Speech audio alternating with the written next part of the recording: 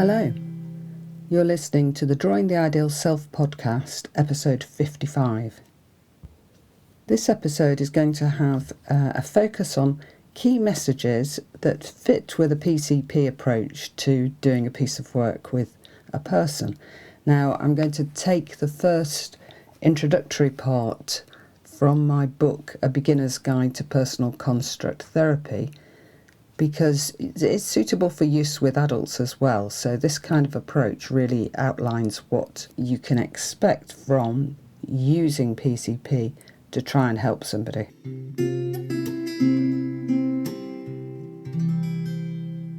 This is a short introductory chapter called Key Messages. I'm going to elaborate a little as we go along.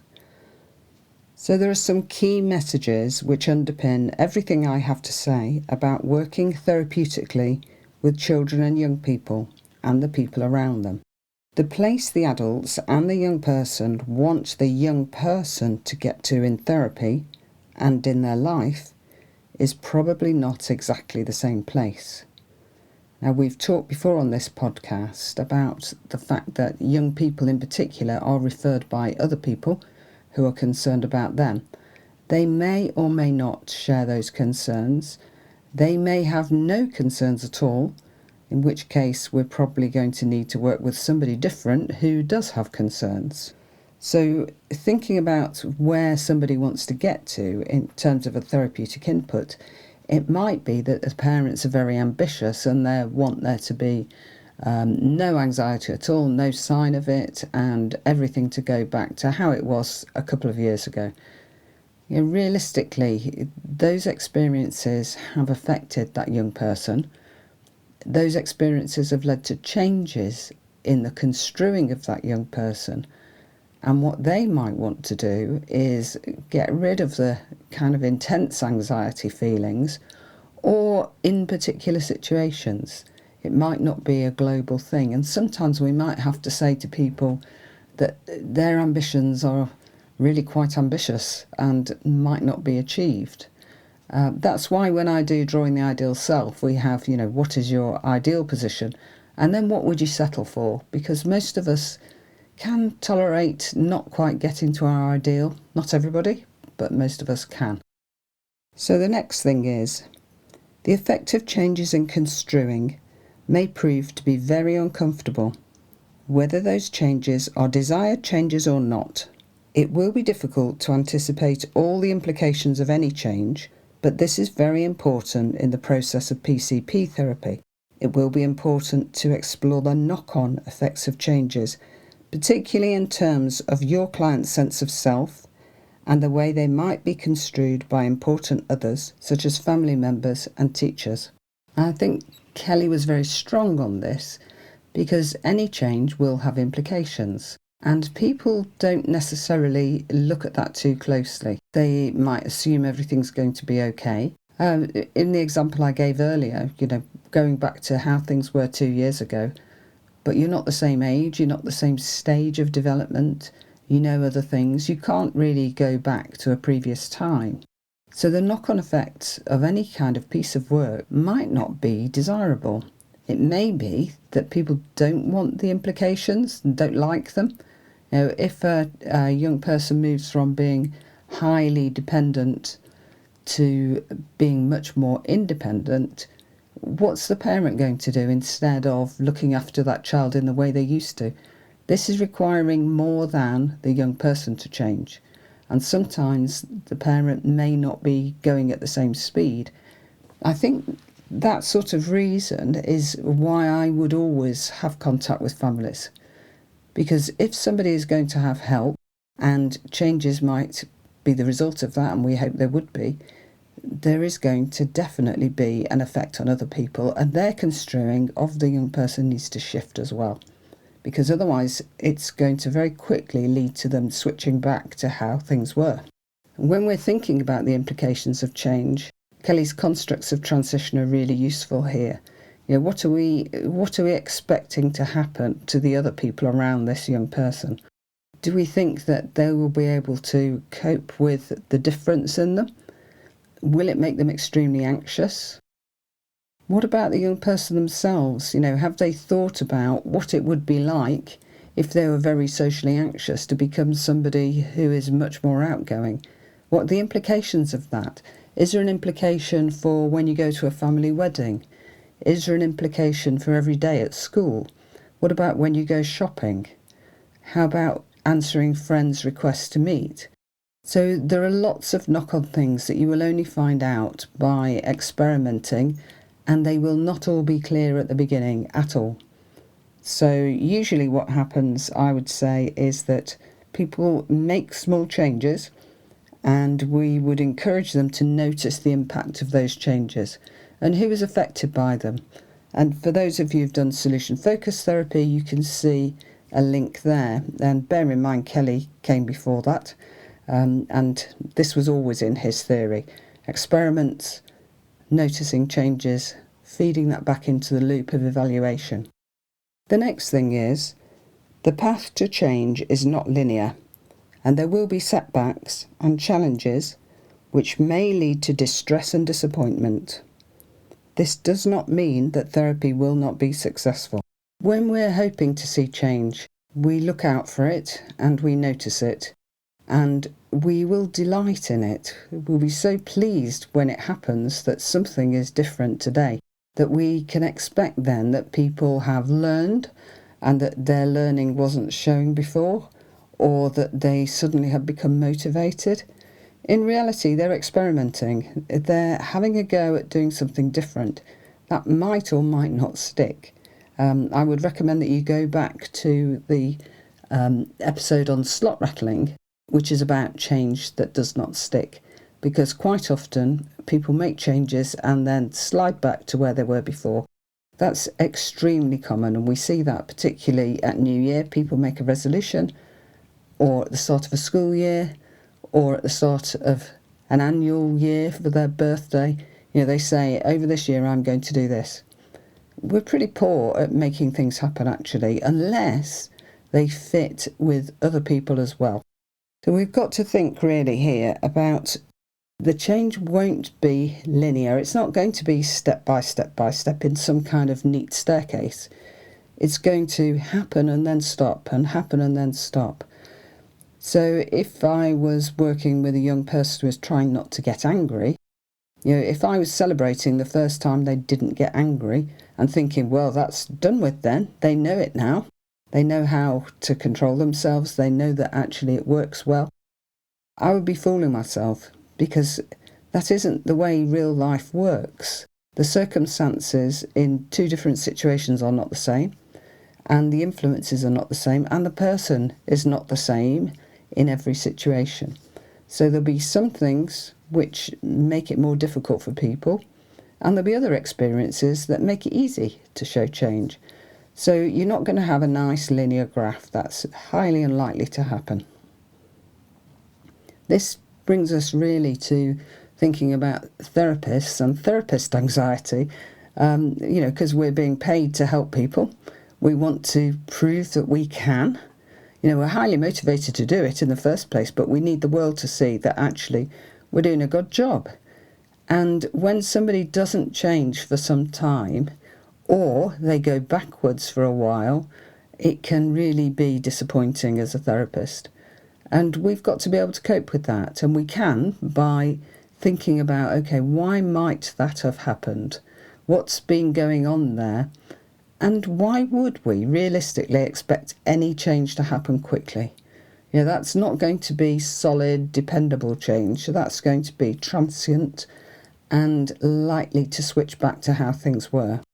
So probably we're better if we expect that change will be a kind of rough and ready road that's going to be carved out as we go. So imagine sort of cutting a path through the undergrowth, that you're scything away and you're trying to find the way, and it seems to be okay, and then you come up across a massive oak tree that's right in the way of the path.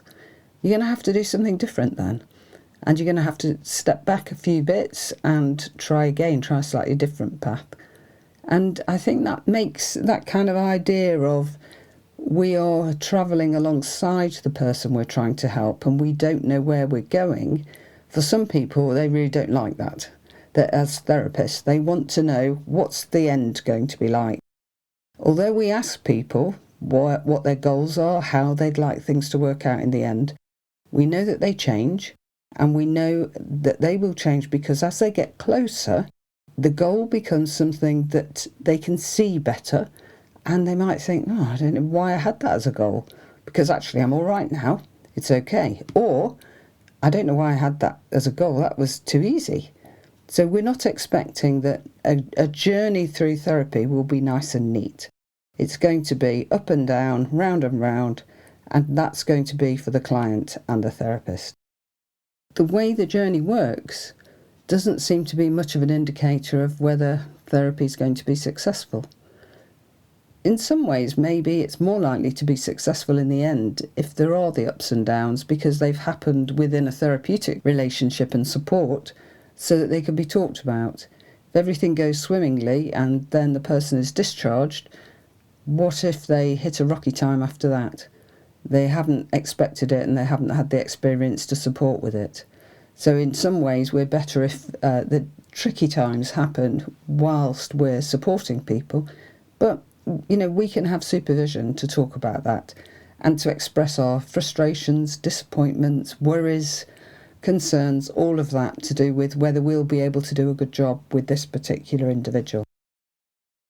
The next thing is that permanent change takes a long time to become established, and you might not know the impact of your work, especially if it is a single session. And that is kind of frustrating and disappointing for us.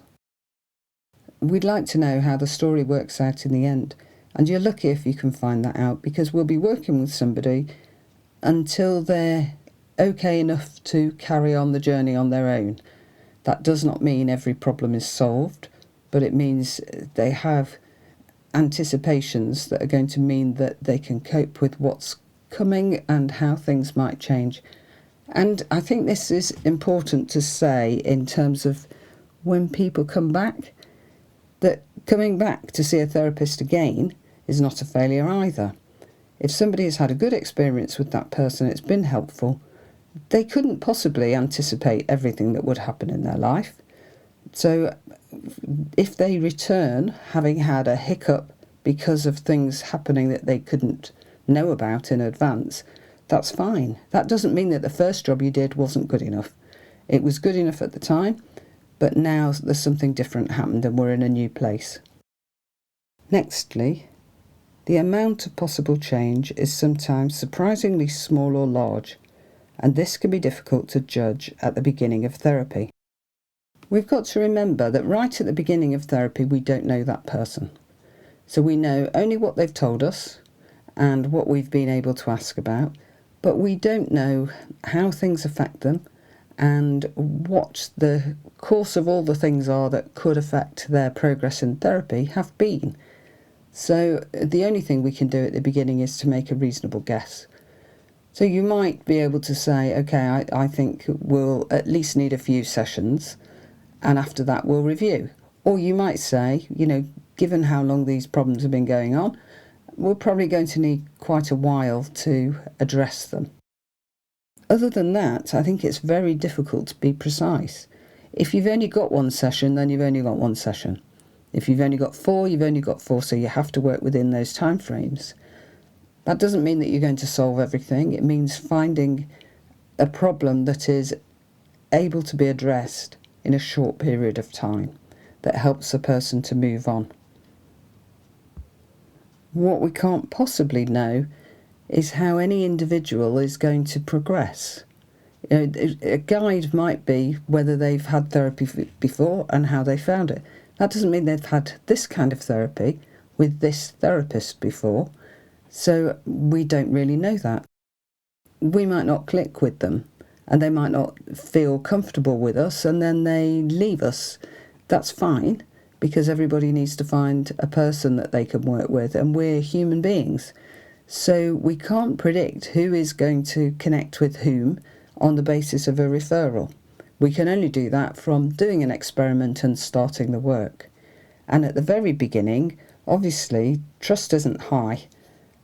People are trusting the system rather than the individual. So things that they say at the beginning of therapy might be quite different from the kind of things they reveal as they go through. So we can't really predict how things are going to go, because sometimes what seems to be a really small thing turns out to be enormous and have huge implications. So you've got to be open-minded about what the progress is going to be and how long it's going to take. And unless you have fixed times, I wouldn't necessarily give them. I would give a guide of, let's have a few sessions and then decide if we want to have a few more. That's a doable thing, because somebody can then, after say 4 sessions, you know them a lot better, you've got a better idea. Do they want another 4 sessions or not? The next thing focuses on us working therapeutically with people. So, you do not know how any particular therapeutic experience might affect your construing of yourself as a therapist and as a person. Be ready to consider how the experience of offering therapy could affect your construing of your past and your future practice. Because we're humans working with humans, we're not immune, and we can't hear everything without it connecting with our own construing. We've only got our own construing to use to help people. If we've had similar experiences to the person we've been working with, we need to keep that stuff in check. And that's where supervision is really useful, because that's a place we can talk about those issues. But also we need to think, okay, is this something I'm going to learn from, and then my practice will expand because of it? My skills are developing, and sometimes you will have a case where you think, oh wow, that's really interesting. Yeah, I nearly didn't take that case, and yet actually I can see this is affecting my practice for the long term. I'm now doing something differently, and I will always do it differently from here on in. And you never know who that's going to happen with. So we've got to, as therapists, be open to the fact that the experience of working with any person might change us. It might hopefully change us for the better and help us to become better therapists. But sometimes it could be overwhelming and lead to us needing to seek out our own therapy. The key is to be aware, so that you know yourself and you know if there's been a change, and you know that you need to get help if you need it, and your help comes from your supervisor or from another therapist. And now finally, the last point is to engage in the process of therapy is to accept that there will be uncertainty in so many respects for both the client and therapist. So for me, this is the whole summing up of PCP therapy. We don't know how it's going to go. We don't know what the implications are from that piece of work for other people or for ourselves, and we don't know the path this journey is going to take. So you can see that PCP therapeutic work wouldn't necessarily feel very comfortable to somebody who likes to have a manualised approach, because there isn't one. A PCP therapist will be working things out as they go. They've got the theory behind them. They've got the constructs of transition to really help them to think about their client, but they can't say what's going to happen. They can't say what they're going to use. They might say, well, I'm going to start with this. But in the course of therapy, we'll make use of various techniques. And some of those might be new to us, that we have to quickly learn how to do them. Some of them may be very familiar techniques. But it's our job to learn about those and to get on with it. But we're not going to necessarily know where we're going, what we're going to use, and how we're going to do things. Even as we go through the therapy, sometimes things take an interesting turn that we couldn't anticipate. And often those will be related to outside influences. Somebody's parent passes away. That changes what we were doing about anxiety, perhaps. Maybe in a good way, maybe in a more difficult way. But the way that we're working and what we're working with won't be the same after that event as it was before. So our therapy as PCP therapists takes place in a real world context.